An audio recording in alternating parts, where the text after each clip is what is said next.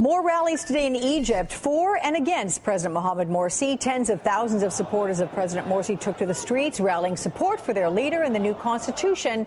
And opponents are in Tahrir Square. NBC's Jim Maceda is in Cairo for us with the very latest from there. So, Jim, with a good evening your time, have there been any clashes between the two sides today? Very few. There were some clashes in Alexandria, Alex, between pro and anti-Morsi groups, but because the security forces anticipated that, because there were a lot of clashes yesterday up in the north there, it was pretty minimal. This was a crucial day, as you know, for President Morsi and his Muslim Brotherhood supporters. They needed a big turnout, a huge crowd at that rally to kind of stem the momentum of the opposition, which we've seen now draw hundreds of thousands of secular, moderate, leftist, liberal Egyptians filling that Tahrir Square on a couple of occasions this past week. But today belonged to Morsi supporters, really. That show of support was big, at least the tens of thousands, if not 100,000, outside Cairo University. And it really had more of a feel of a political rally with people waving flags, carrying banners, chanting slogans.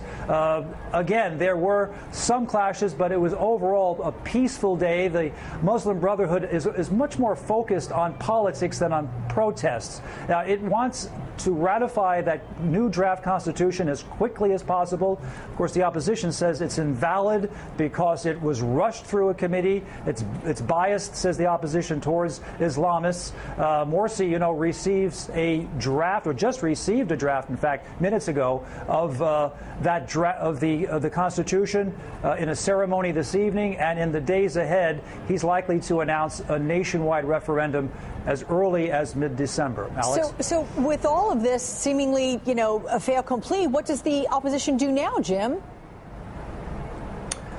Well, the opposition, which has never been a united force, keep that in mind, they've now kind of created a format, a group called the National Salvation Front. They say they plan more massive protests, a general strike next week. Even some are talking about a march on the presidential palace, and some protesters tell us that they will topple Morsi if they do that. That's very unlikely. The opposition leader, like Nobel